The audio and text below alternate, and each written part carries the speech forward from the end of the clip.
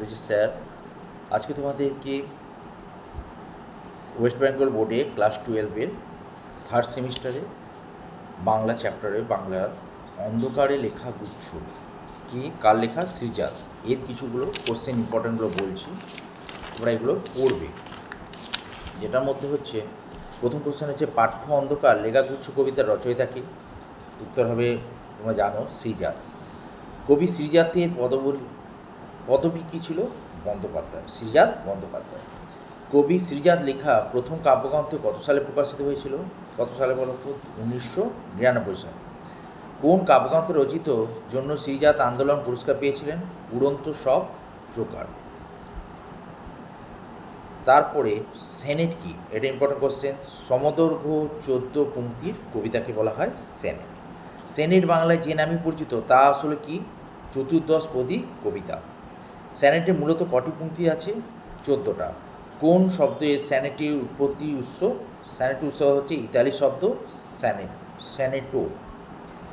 স্যানেটো শব্দের আক্ষরিক অর্থ কি? মৃদু ধ্বনি।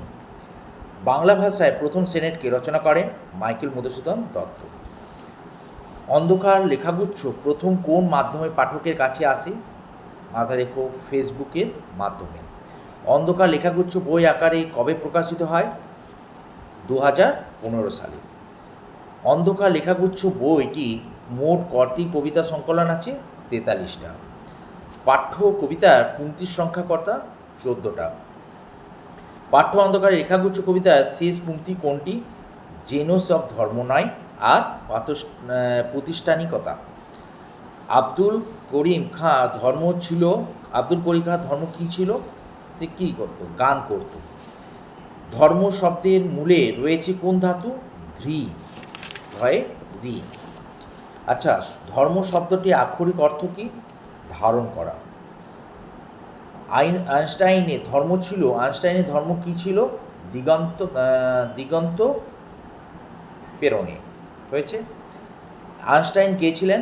নোবেল পুরস্কার বিজয়ী পদার্থ বিজ্ঞানী। দিগন্ত শব্দটির অর্থ কি? দিকের অন্তর। কবির লেখাগুলি যে নামে পরিচিত তা হলো দোহা। কবির লেখার পংক্তির নামটা কি? দোহা, যেটা দুপংক্তির একক বলা হয়। কবির কোন পরিবারে মানুষ ছিল? জেলা পরিবারে, মানে জেলে ঘরে। অন্ধকার লেখাগুচ্ছ অনুসারে উন্মুক্ত আঁকা তার কার ধর্ম ছিল? ভ্যান গগের। ভ্যান গগের ধর্ম কি? উন্মাদনা। ভ্যান গগের একজন কি ছিলেন? চিত্রশিল্পী। ভ্যান গগ কোন দেশের শিল্পী ছিলেন? নেদারল্যান্ডের। মাথায় রেখো। তারপরে বলছে ধরো কোশ্চেন আছে, লোরকা ছিলেন একজন কি? কবি। লোরকার প্রথম পংক্তি কোনটি? Liberator poems. লেনিনের পুরো নাম কি ছিলেন? Vladimir Ilyich Ulyanov. হয়েছে। লেনিন কে ছিলেন? মার্ক্সবাদী রুশ বিপ্লব বা কমিউনিস্টদের রাজনীতিবিদ। তারপর বলছে পরের কোশ্চেন, অন্ধকার লোকগুচ্ছ কবিতার অনুসরণ আগুনের ধর্ম কী ছিলেন? ভস্মে রচিত রচনা।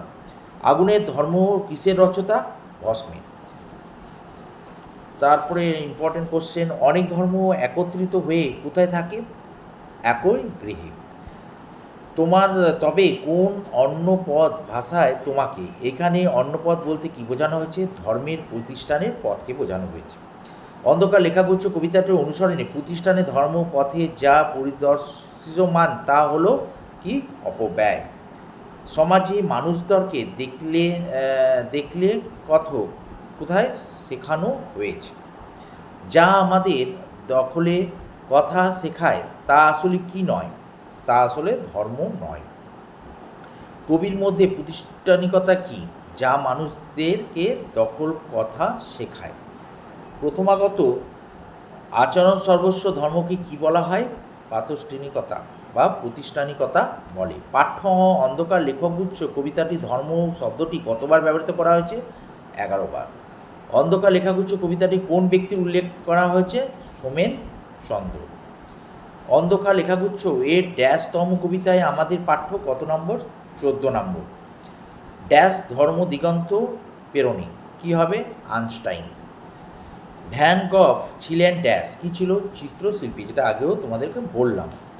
আগুনের ধর্ম আজও ড্যাশ, কী হবে? ভস্মে চরিত। এটা শূন্যস্থানগুলো ভালো করে পড়ো, উত্তরগুলো বলে দিচ্ছি। এত এত ধর্ম কিন্তু ড্যাশ থাকে, কি থাকে? একই গ্রহে।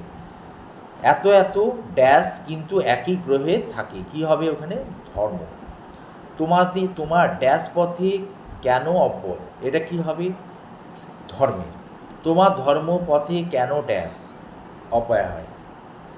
অপব্যয় শব্দটির অর্থ হচ্ছে বৃথা ব্যয়, যেটা ব্যয় করা, মানে এক্সট্রা ব্যয় করা, যেটা ব্যয় করা উচিত নয় সেটাকে অযথা ব্যয় করা। যে তোমাকে শিখেছে ড্যাশ কথা, কি? দখলের কথা। যেন সেই ধর্ম নয় ড্যাশ, কী হবে? প্রতিষ্ঠানিকতা হয়েছে, যেটা বলে প্রতিষ্ঠানিকতা হয়েছে। আর ইম্পর্টেন্ট এইগুলোর মধ্যে পড়ো, এই চ্যাপ্টারে এইগুলো সবচেয়ে বেশি ইম্পর্টেন্ট শর্টে, কেন ফার্স্ট ইউনিটে তোমাদের তৃতীয় সেমিস্টারটা হবে শর্টে, তাই শর্টগুলো আমি বলে দিলাম এই চ্যাপ্টার। পরে নেক্সট দিন পরের চ্যাপ্টারটা আলোচনা করব।